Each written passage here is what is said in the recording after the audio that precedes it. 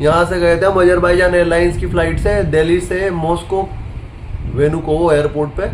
और जैसे हम यहाँ से गए, हमने हमारा बैगेज 2 चेक इन, हम 3 जने थे, एक गुब्बा और एक मेरा दोस्त कालिया, हम 3 जने थे टोटल। हम गए मॉस्को, हमने यहाँ से फ़्लाइट ली अजरबैजान की, हमारा चेक इन बैगेज डाला और चेक इन बैगेज डालने के बाद हम पहुँच गए अजरबैजान एयरलाइंस से। वहाँ हमारा 1 दिन का लेओवर था, जो हम शाम को जैसे ही हमने हमारा होटल चेकआउट करके हम वहाँ गए एयरपोर्ट पे, तो हमने वापस मॉस्को की फ़्लाइट में बैठ गए अजरबैजान एयरलाइंस से। और मॉस्को पहुँचते ही उन भिखारियों ने कुछ भी नहीं करा हमारा। हम इमिग्रेशन लाइन पे लगे, इमिग्रेशन लाइन पे लग के पहले मैं लगा, फिर मेरा दोस्त लगा कालू और उसके पीछे लगा डोगरा हमारे साथ जो गया था।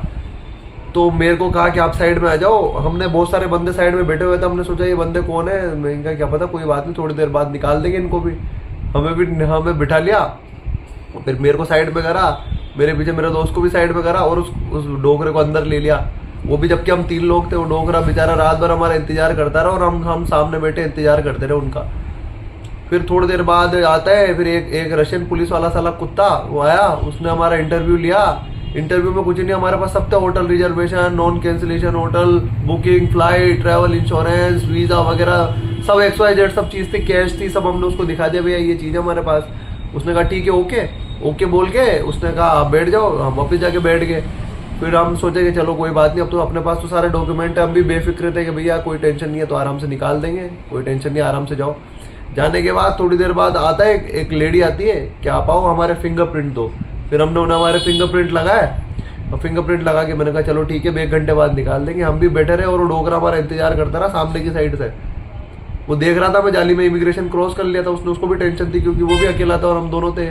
अब हमें थोड़ी देर बाद एक लेडी आई, सुंदर सी लेडी थी, रशियन थी। हमने सोचा रशियन है, जो हम उसके पीछे पीछे चल गए। अब वो ले गया हमें और एक बंद कमरे में उसने डाल दिया हमें। उसमें 2-4 सड़े सूगले थे, कोई इजराइल के लोग थे और बार बार डरा रहे। और उस रूम में हवा भी नहीं थी और मतलब पंखा भी नहीं था, और ये मान लो बंद कमरा था, ऐसा लग रहा था सेंट्रल जेल में बंद कर दिया। और उसके बाद हमारी हालत उसने कर दी डाउन। हम जैसे कमरे से बाहर निकल के वो पुलिस वाली रशियनों से पूछे कि नहीं गो इनसाइड। मैंने कहा भैया ये तो हमारी जान ले लेंगे, उसके बाद हमें टेंशन होगी। मेरा फ्रेंड कह रहा है यहाँ से फटाफट दिल्ली की फ्लाइट बुक करा। उस टाइम दिल्ली की फ्लाइट 1.5 लाख रुपए की आ रही थी। यहाँ अपन सोचते हैं वो लोग इंडियन की इज्जत करते हैं, कोई इज्जत नहीं करते। इंडिया को 12 बजा रखी है, ये सब दोस्ती वोस्ती सब फ्री वीज़ा सब फालतू बातें है। उसके बाद उन्होंने हमें अजरबैजान भिजवा दिया। अजरबैजान वालों ने उतरते ही वो हमारा पासपोर्ट भी उसने एयर होस्टेस को दिया और हमें अजरबैजान भिजवा दिया, उन्होंने डिपोर्ट कर दिया। अजरबैजान पहुँचने के बाद हम इतना परेशान हो गए, फ्रस्ट्रेट हो गए, तो उन्होंने बोला कि आपके पास अजरबैजान का वीज़ा, हमारे पास 1 टाइम वीज़ा था, हमने ऑलरेडी वो एग्जीक्यूट कर लिया था।